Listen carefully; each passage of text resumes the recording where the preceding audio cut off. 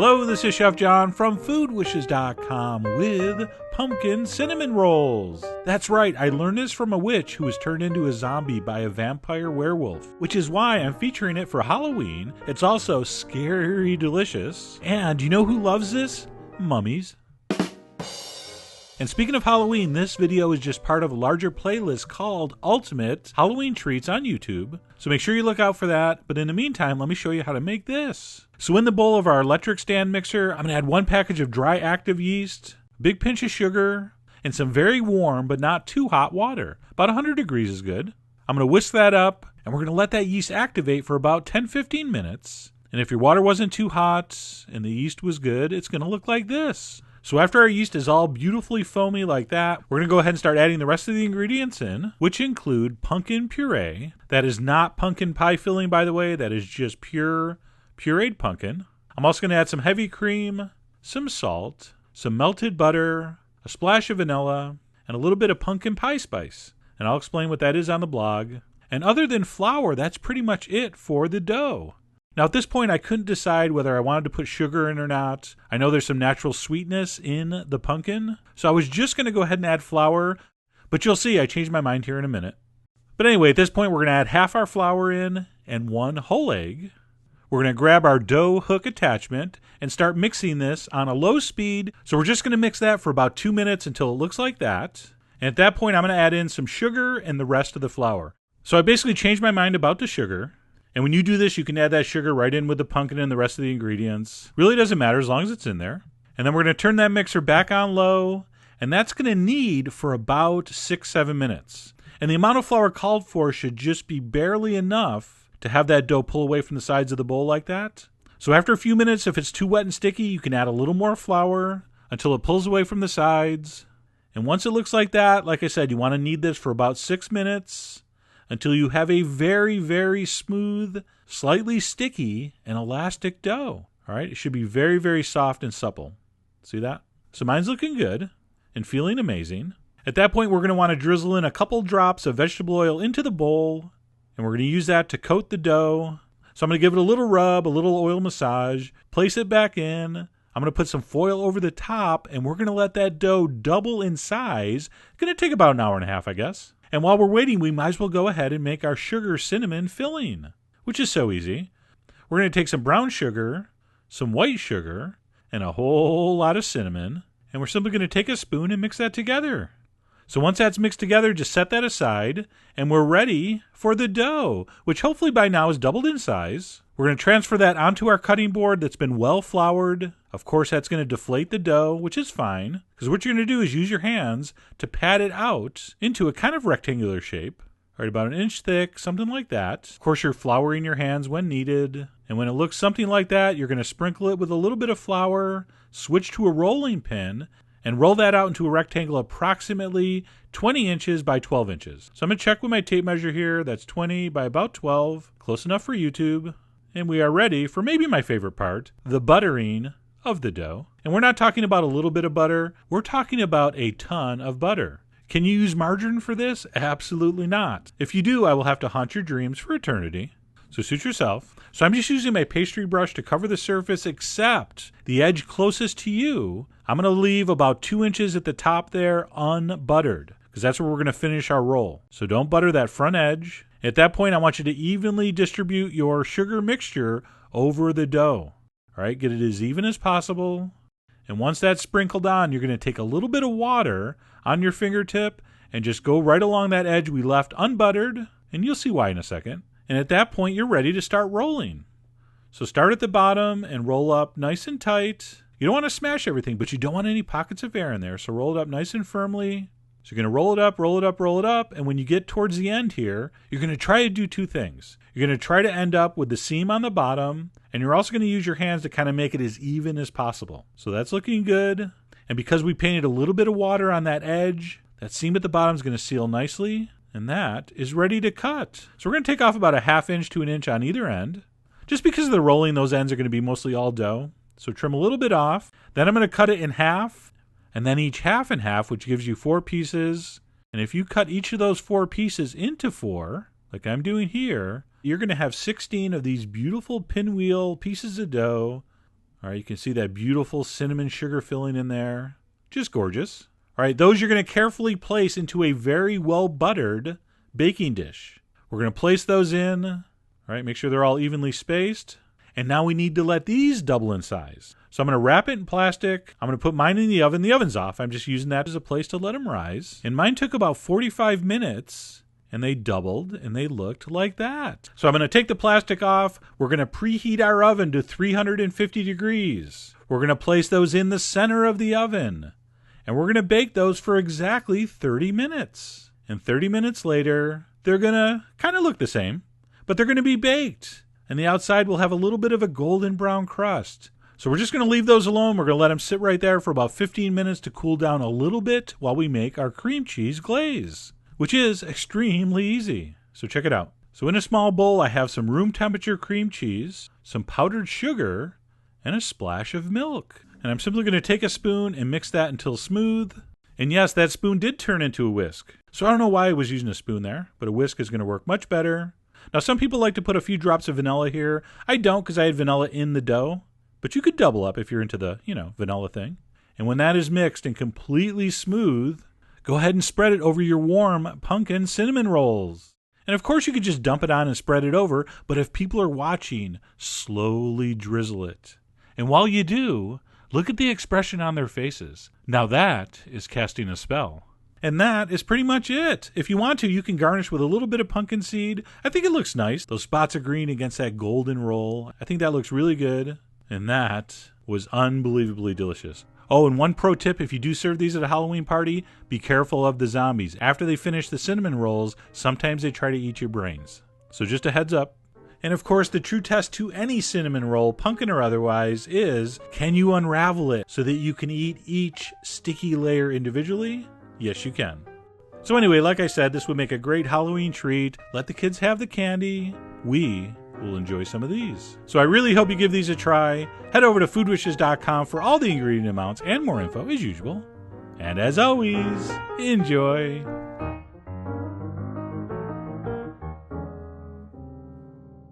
Pumpkin Pancakes, one of my favorite seasonal treats. So easy, totally beautiful, I think. Check it out. So anyway, let me show you how to make these.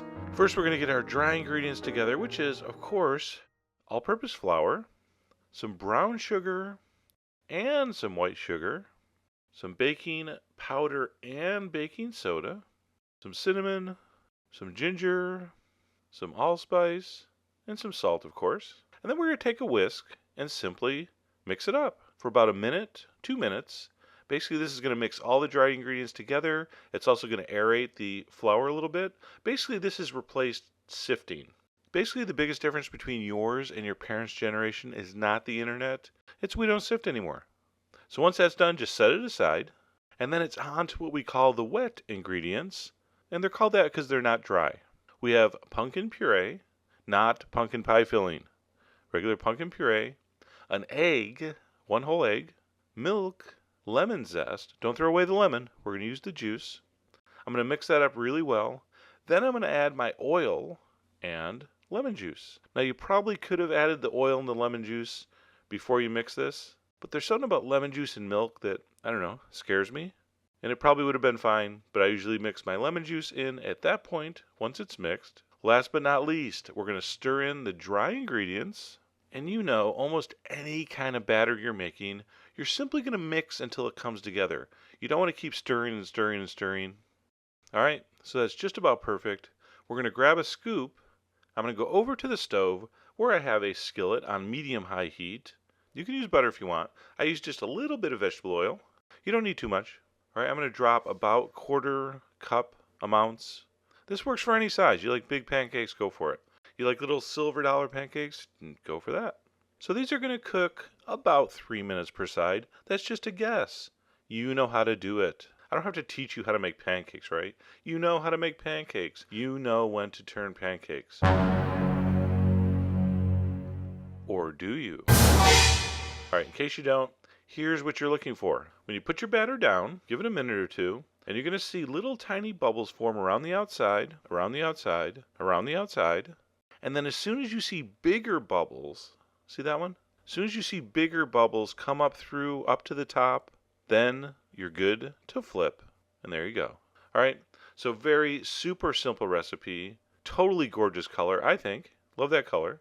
So this is just a little demo portion, just 3 pancakes. You're probably going to make and eat, I don't know, I'm going to guess 14.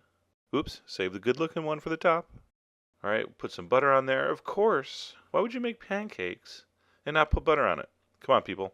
By the way, anyone leaves a don't use butter comment on this video is getting blocked for life. And then it's all about the maple syrup. Check it out.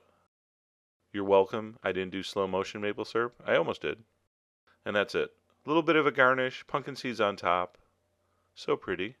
This is a very, very light pancake, not dense, thick, cakey. This is more kind of soft and spongy and delicate. Really, really good. Let me taste these. Oh yeah. So good, so delicious. Really, I swear, I'm not punking you. So anyway, I hope you give these a try. Could not be simpler. Fantastic holiday brunch idea. And of course, they sell canned pumpkin year round. You can have this recipe anytime you want. All right, so make this anytime you get the craving. All the ingredients are on the site, as usual. And as always, enjoy.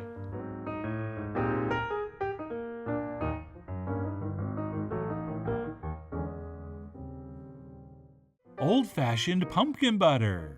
That's right, you want to bring something homemade and amazing to that holiday gathering.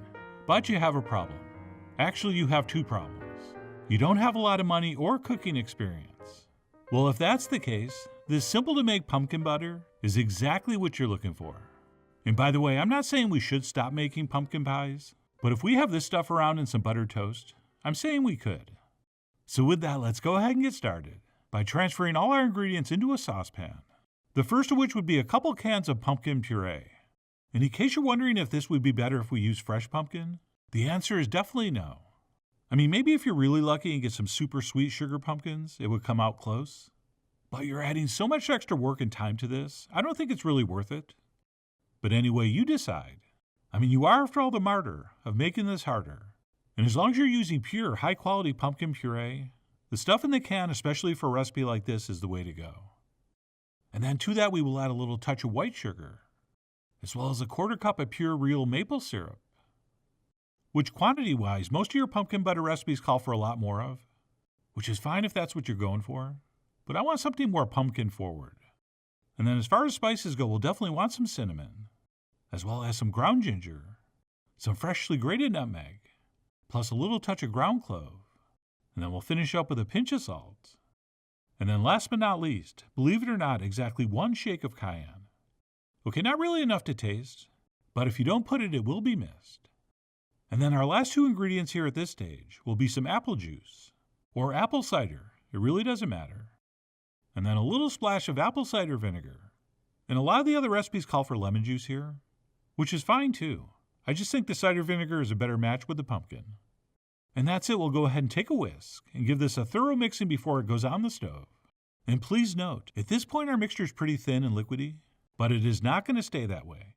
Because what we'll do once that's all been nicely combined is head to the stove and place this over medium-high heat. And we'll bring that up to a simmer, stirring occasionally. And then all we need to do is cook this until it reduces by about half and gets as thick as we want it to be. Which sounds pretty easy, and it really is. But as you're about to see, it can also be very dangerous. Or as we'll call it in the brochure, exciting. And the reason is, as this stuff starts to simmer and reduce, it is going to start splattering. And not just splatters that are like annoying to clean off your stove. We're talking molten hot pumpkin butter splatters that will give you 3rd-degree burns in like a second.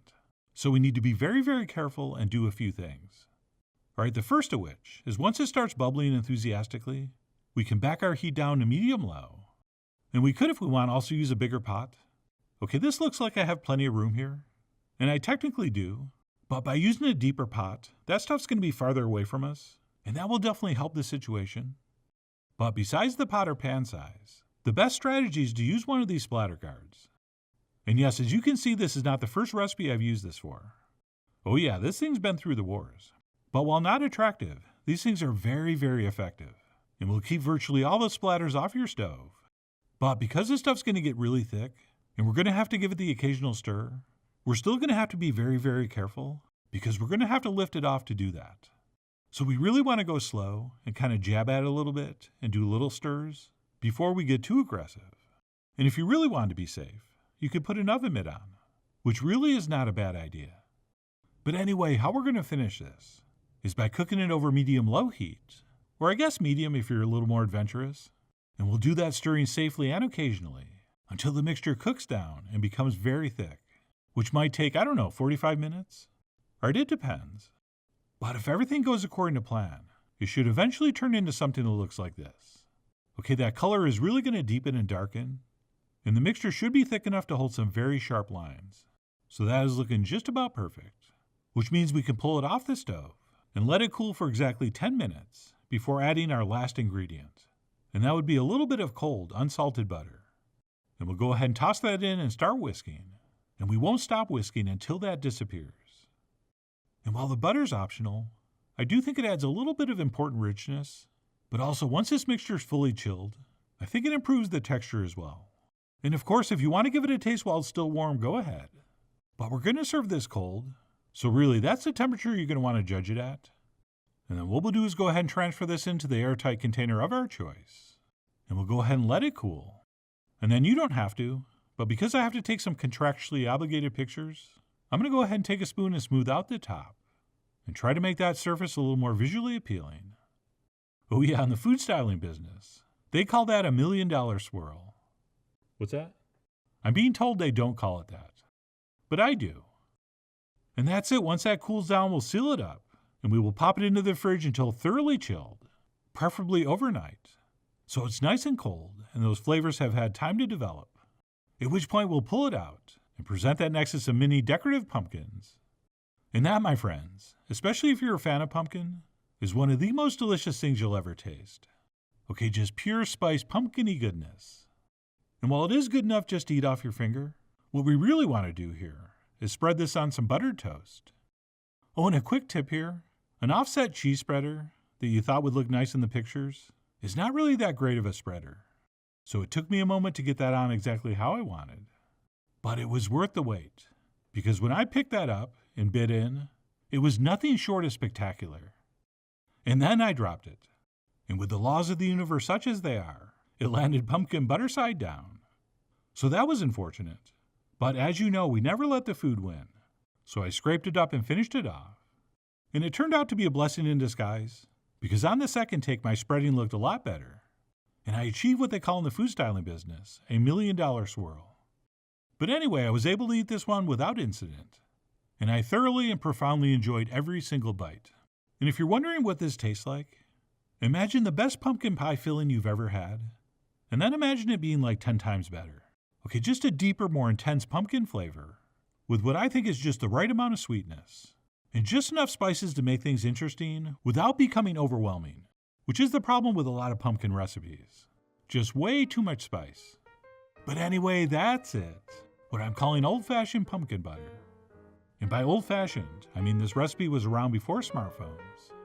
And if you're supposed to be bringing something to a holiday gathering, I cannot think of a better thing to bring. Which is why I really do hope you give this a try soon. So please follow the links below for the ingredient amounts, a printable written recipe, and much more info as usual. And as always, enjoy.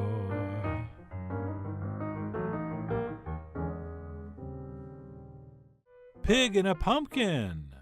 That's right, I've always wanted to cook a pig in a pumpkin, but I could never find a pumpkin big enough or a pig small enough.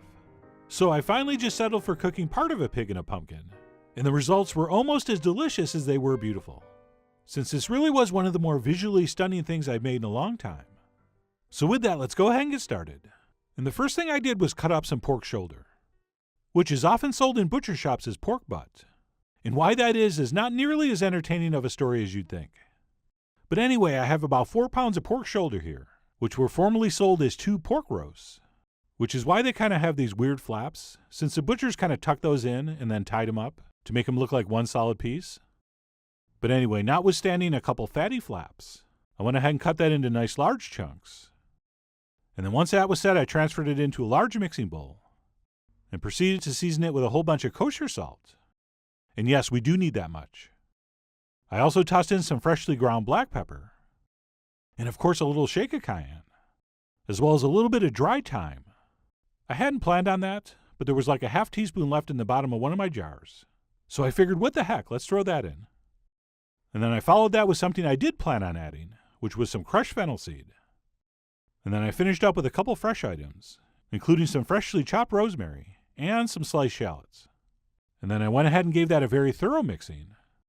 And by the way, of course, garlic and or onions would have worked in place of the shallots. Or you could have used all three. All right, that kind of stuff's up to you. I mean, you are, after all, the chairman of the board for your pork stuffed gourd. And this really is just a techniques video, so feel free to season this any way you want. And then once that's all mixed up, I guess we could move to the browning stage. But I actually decided to cover mine in parchment paper and pop it in the fridge overnight, which will give our seasonings more time to penetrate that meat a little more deeply. So I went ahead and covered that and popped it in the fridge overnight, at which point we'll pull that out. And then before we brown it, I'm going to sprinkle over a couple tablespoons of flour. And besides helping the meat develop a beautiful crust as we brown this, I also thought that starch would help thicken up our cooking liquids, which we would then use for a sauce later. And yes, I probably should have broken up that lump of meat first and then sprinkled that over. But that's fine. We'll just take the tongs and give it a mix until each piece is sort of semi-evenly coated. And then once my pork chunks were floured, I went ahead and browned up this meat over medium-high heat in a little bit of olive oil. All right, you don't need too much, because remember, fat's going to render out as you cook these. And I browned that very thoroughly on both sides. And I should mention I did that in 2 batches so as not to crowd the pan. And then besides browning up all our meat, the only other thing we're going to have to prep is our pumpkin. And we'll do that by first cutting off the top. And to do that, we will plunge our knife in very carefully at a 45-degree angle, 2 or 3 inches away from the stem. And we're going to go very slowly, just cutting around about 1 inch at a time. And the reason we want to go in at a 45-degree angle is because if you cut straight down, that top is just going to fall straight down through. Oh, and I should mention, this is not a regular ornamental pumpkin that you make your jack-o'-lanterns out of. Okay, these kind are commonly referred to as pie pumpkins, since they have more and sweeter flesh. But anyway, we'll cut like that all the way around, and we'll remove what's basically going to be our lid. And of course, we're going to trim off the seeds and any of that sticky orange hair, or whatever those fibers are called. And of course, we're also going to have to scrape out the inside nice and clean, using a large spoon or a regular spoon, or what I really used between shots, which was an ice cream scooper.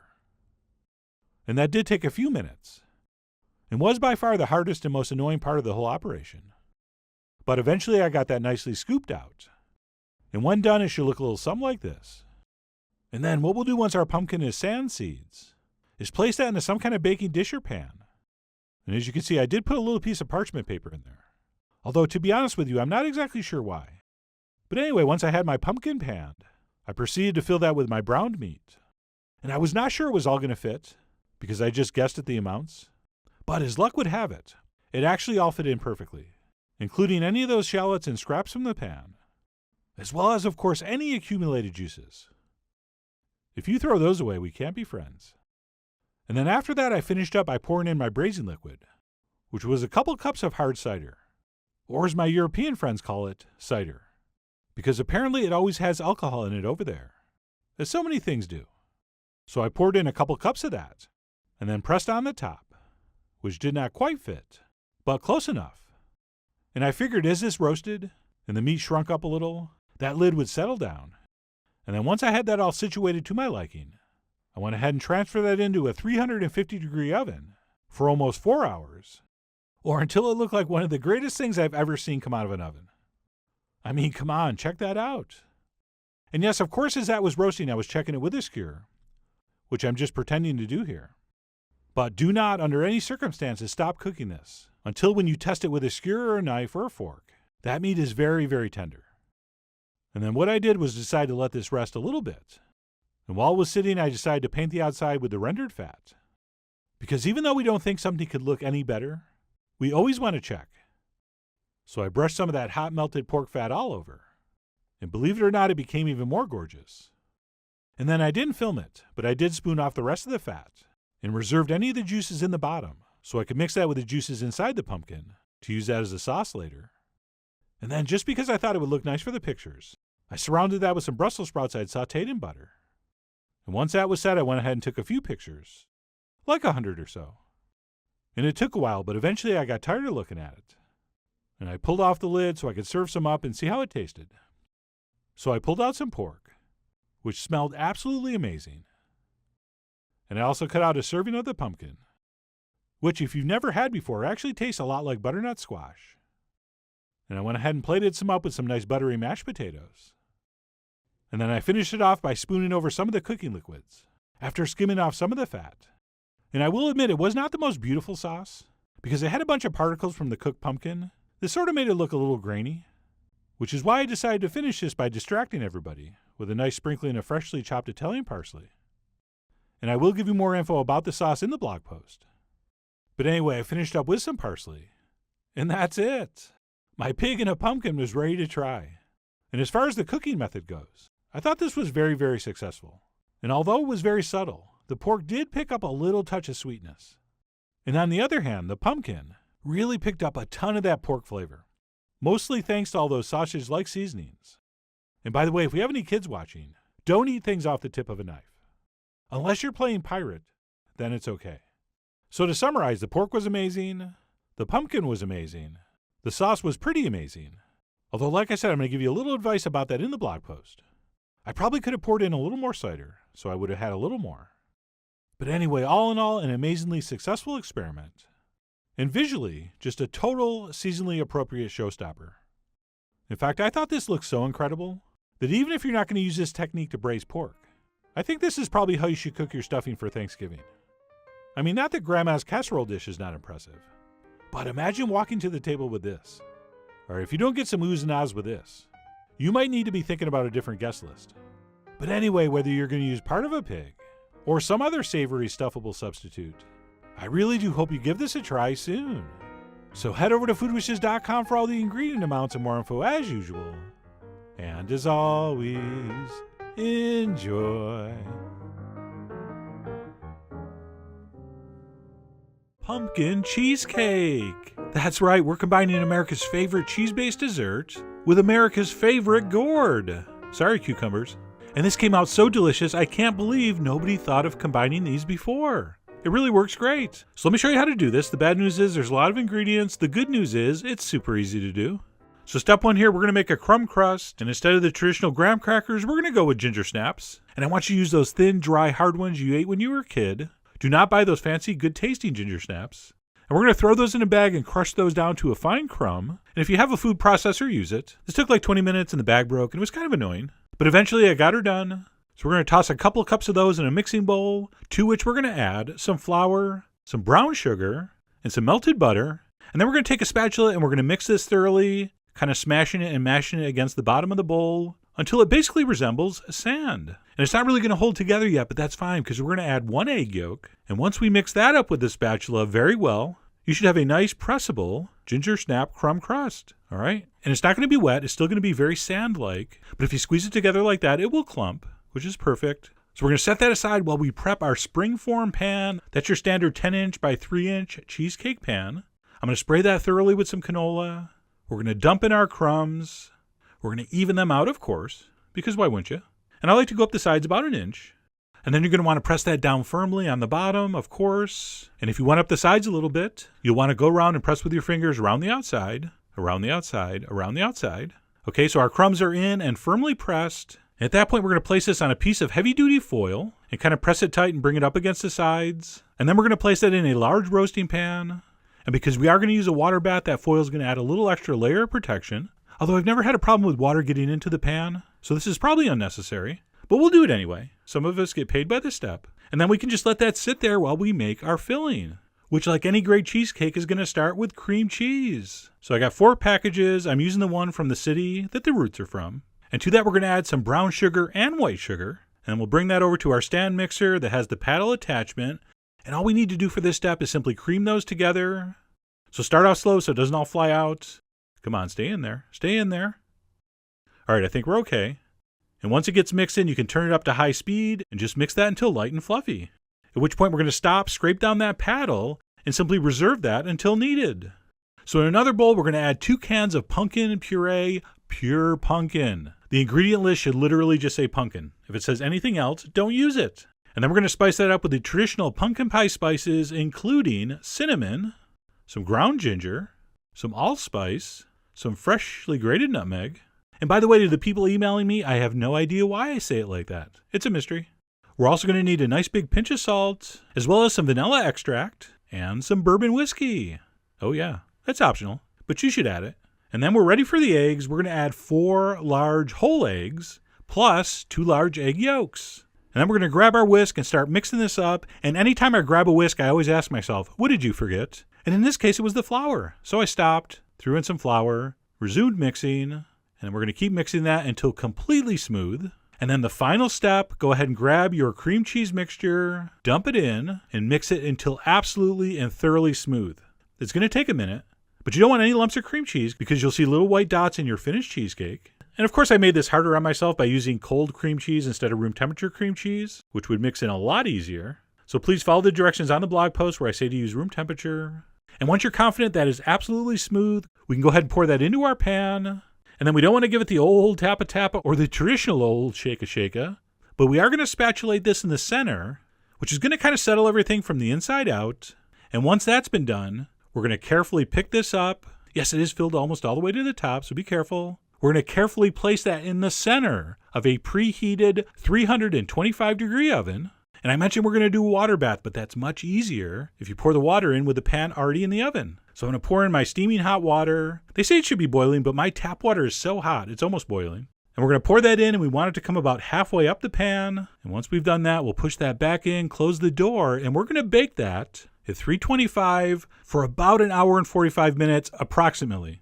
And I like to start checking it about an hour and a half, and I definitely like to use a thermometer to check. That's why you're going to see a hole in the top. And we're going to shoot for an internal temperature of about 160, and the mixture is not going to be totally set. It's definitely going to have a little jiggle in the center. If you cook your cheesecake until it's set, it will be overcooked. And I'm going to give you a ton more info on the blog on how to tell yours is done, so go check that out. At that point, we're going to turn off the heat. We're going to open the oven door to let most of the heat out. At this point, I like to go around the edge with a thin knife, which will help that surface not crack as it contracts. And once that's done, we're going to go ahead and close the door, but not all the way. We're going to leave the door ajar, and we're just going to let that cheesecake slowly cool in that warm oven for 1 hour. And theoretically, that's going to prevent cracks. So I let mine cool an hour like that. I pulled it out, and you can see absolutely no cracks. The only blemish, that stupid thermometer mark, but I did that for you. And again, you got to check the post for that bonus internal temperature info. And at this point, you can remove it from the pan and just set it on the counter and let it cool completely. See, it's probably still a little warm. So let it sit there for a couple hours.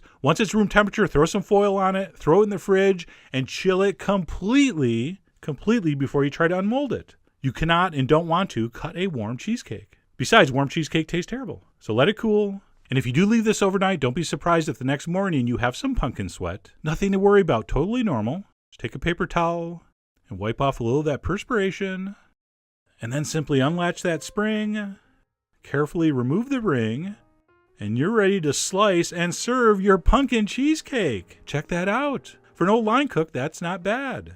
And of course, I'm going to give it a little dollop of whipped cream. That's optional, unless you're taking pictures, then it's mandatory.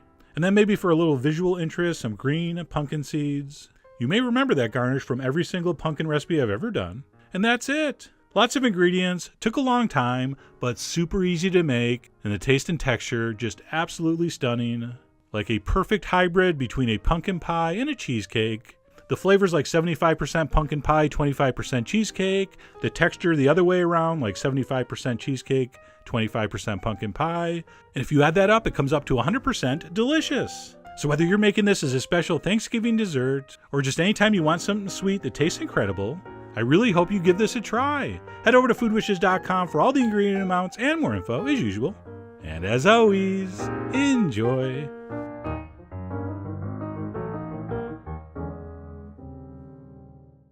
Pumpkin spice Snickerdoodles. That's right, instead of adding pumpkin spice to things for no apparent reason, like coffee and beer, we're going to add it to something where it actually makes sense.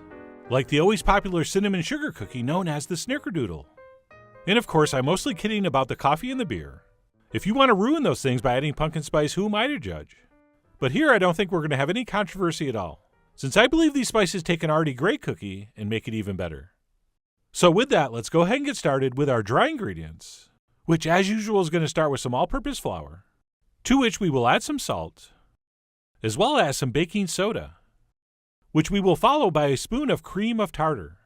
And I'm going to talk about this on the blog post, but when you use baking soda and cream of tartar, you've basically made your own baking powder. And why we would even want to do that, I'll try to explain in the blog post. But in the meantime, let's continue on with our spices, which will of course include cinnamon, which as you may know is your signature Snickerdoodle spice. So we'll do some cinnamon, followed by the rest of our pumpkin spice, which includes some ground ginger, some clove, some allspice, and then last but not least some freshly grated nutmeg, which I took the liberty of freshly grating ahead of time. And then what we'll do once we have all that together is take a whisk, and we'll give that a mix for a minute or two to thoroughly combine those ingredients. And sure, if your grandma's watching and you want to sift this instead, so she feels like her advice is still relevant, go ahead. But for all practical purposes, this really does accomplish the same thing. And then what we'll do once that's combined is set that aside and move on to the wet ingredients. And by wet, I mostly mean buttery. So let's start with 1 stick of unsalted room temperature butter, to which we're going to add some white sugar, as well as some light brown sugar. And then what we're going to need to do is take the back of a spatula or spoon and somehow cream that room temperature butter and sugar together. And of course, this would be a lot easier if we used an electric mixer. But whenever possible, especially for cookie recipes, I prefer to do it by hand if possible. I've always felt that cookies should not be too easy to make, otherwise we'd make them too often. Plus, we're burning a few extra calories, and we won't have to clean our mixer. And fair warning, when you first start mashing this together, it's going to be a little difficult, a little bit frustrating, and borderline discouraging. But don't worry, as long as your butter was room temperature, eventually it will all start to smear together, and if you keep at it after just a minute or two, it should cream together nicely, and you should end up with something that looks pretty close to this. And then what we'll do once that's set is add the rest of the wet ingredients, which will include a nice splash of pure vanilla extract. Remember, real cooks never use fake extracts. And then we'll also go ahead and crack in 1 large egg, at which point we will take our spatula and mix this thoroughly. And if you've watched me make cookies before, you probably know I start with the spatula, and then get frustrated it's not working well, and then switch to the whisk. But then all the batter gets stuck on the inside of the whisk, so I switch back to the spatula. So this time I decided to save an entire step, and I just stubbornly stuck with the spatula throughout the entire mixing process. And while it probably did take me an extra minute, it eventually worked. And I was able to get all those ingredients combined. And once that's been accomplished, our last step here will be to pour our dry ingredients into this bowl and continue mixing with the spatula until just combined. And by just combined, I mean just mix it until the flour disappears. And there are some cookie dough recipes where overmixing could be a problem, but this really isn't one of them. So unless you continue mixing long after the flour's disappeared, you shouldn't have any problem. In fact, the most challenging part about this last step is simply keeping the flour in the bowl as you're mixing it. It tends to want to escape, but don't let it. Just sort of carefully work that over with the spatula until, like I said, our dry mixture has just been incorporated, at which point we will stop, because our pumpkin spice Snickerdoodle dough is done. Oh yeah, try saying that 3 times fast. Snickerdoodle dough is done. I can barely say it 1 time slow. But anyway, once our Snickerdoodle dough is done, we have a decision to make. We can cook this right away, which I'm guessing most of my audience will do. I mean, come on, willpower is not your strong suit. But what I am recommending is that we wrap this up and pop it in the fridge and chill it before we try to use it. Like I said, you can use it if you have to. But in general, cookie doughs are much easier to work with if they're cold, and that butter is firm back up. So I did wrap mine up and pop it in the fridge for about an hour. And what I think we should do while we're waiting is mix up our cinnamon and sugar mixture, which not surprisingly is made by stirring some cinnamon into sugar. And what we'll use this for is to coat our dough balls in before we bake them. And yes, of course, if you want, you could double down on your pumpkin spice and add some more of that to this mixture.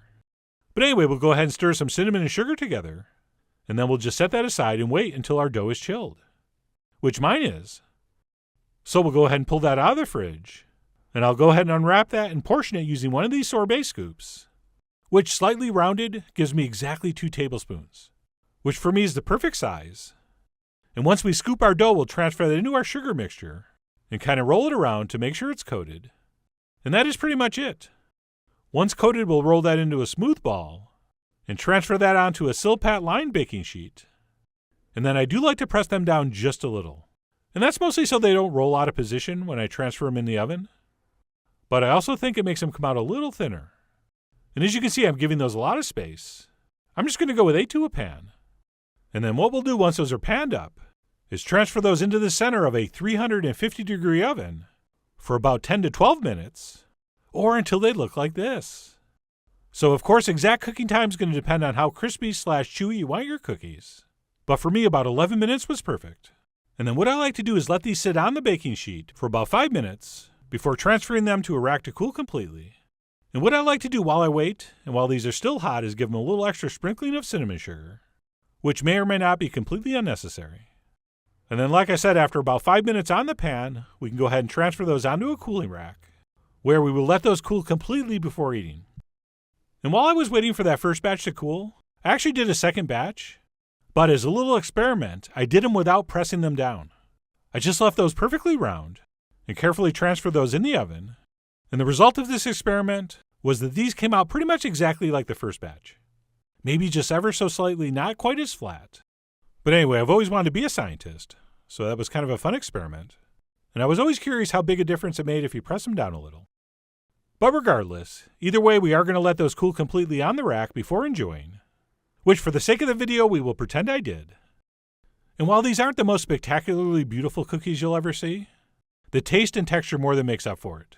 These are moist, tender, and chewy in the middle, with just that right amount of crispiness around the edge. And then above and beyond texture, the taste is just as amazing. Just a beautiful cinnamon-infused sugar cookie that we've elevated with those warm, comforting pumpkin spices. And by the way, I just mentioned these aren't necessarily the most visually beautiful cookies ever. So if you want, you can brush on a simple icing that's just powdered sugar mixed with a little milk or lemon juice or apple juice or even water. I'll add the glaze to the blog. But if you did want to make and brush a little bit of that glaze over, and maybe sprinkle that with a little more of our cinnamon sugar, or just cinnamon and or pumpkin spice, when that stuff dries, that will give these cookies a little bit of a shine, which some people might think look better. But of course, that kind of thing is going to be up to you. You guys are the Wookiees of your cookies. And speaking of using the Force, you're going to have to force yourself not to eat the whole pan. These are just so delicious and addictive, it's almost not fair. But anyway, that's it. Pumpkin spice Snickerdoodles. There was absolutely nothing wrong with the original Snickerdoodle, but much like lattes and beer before it, we added pumpkin spice anyway. Except here it made the product much better. So I really do hope you give these a try soon. Head over to foodwishes.com for all the ingredient amounts and more info as usual. And as always, enjoy. Classic pumpkin pie. That's right, I'm finally making public the secret Food Wishes version for this iconic Thanksgiving dessert. And no matter how dry your turkey is or how lumpy your gravy, if you put this out for dessert, all will be forgiven, not forgotten. Right, we are talking about family, but it will be forgiven. So let me show you how to do this. The good news, easiest pie filling ever. So check it out. So we're going to start with 1 can of pumpkin puree in a mixing bowl. Do not use pumpkin pie filling. That's got a bunch of stuff in it. We're going to put our own stuff in. So 1 can of pumpkin puree, to which we're going to add 1 whole egg plus 3 egg yolks. And if you're one of these people that always gets that giant crevice, that big gaping crack down the middle of your pie after it's cooled, you're going to love this recipe. This has been adapted to avoid that. The main reason for that problem is overcooked egg white. When that cools, that causes that big crack, that separation. We're not going to have that here. So good news there. Plus, it's also going to be a little richer, a little more custardy because of the extra egg yolk. All right, so everybody wins. Okay. Next up, we need our dairy and our sugar, which we're going to get in the same ingredient by adding 1 can of sweetened condensed milk. I really like this better than the recipes that call for evaporated milk and sugar. And believe it or not, that's pretty much our pumpkin pie filling, except, of course, for the spices. And here's what I put in. This has always been a closely guarded secret that was only recently declassified. We're going to go with some freshly grated nutmeg. You know we always grate our nutmeg fresh here at Food Wishes. If you're using pre-ground nutmeg out of a can that you bought before there was an internet, maybe time to get some fresh stuff. We're also going to add some cinnamon, a pinch of Chinese 5-spice, to be mysterious, and some ground ginger. All right, so we're going to take a whisk and we're going to mix that very, very thoroughly.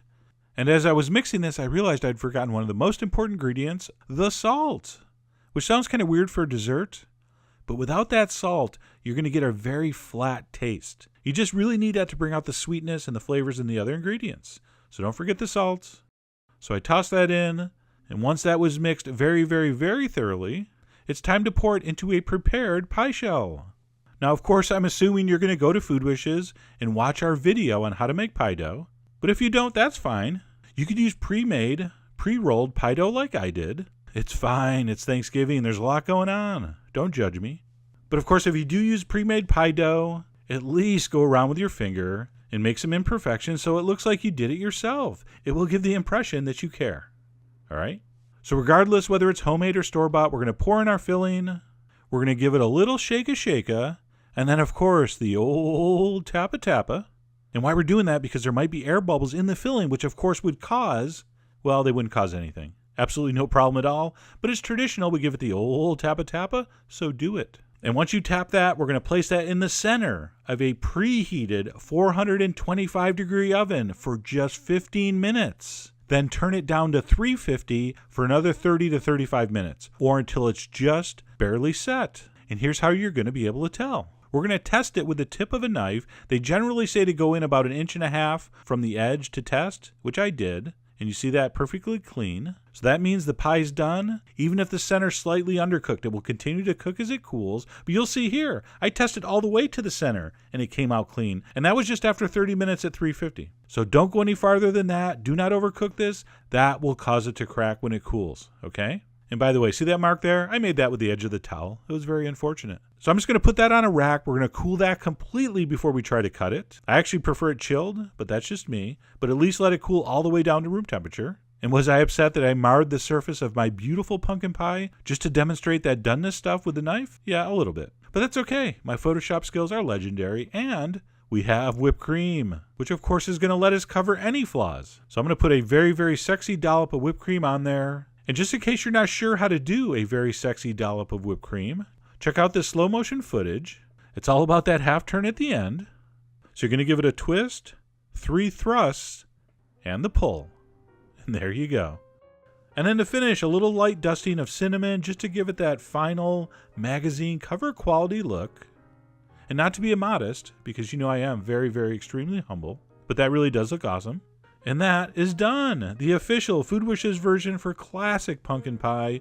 And like I said earlier, by tweaking that recipe with the eggs, not only do we have a virtually crack-proof pie, but it's also going to be a little richer, a little creamier, a little more custardy, which is what I think makes this so special, okay? So I really hope you give that a try. Head over to foodwishes.com for all the ingredient amounts and more info, as usual. And as always, enjoy.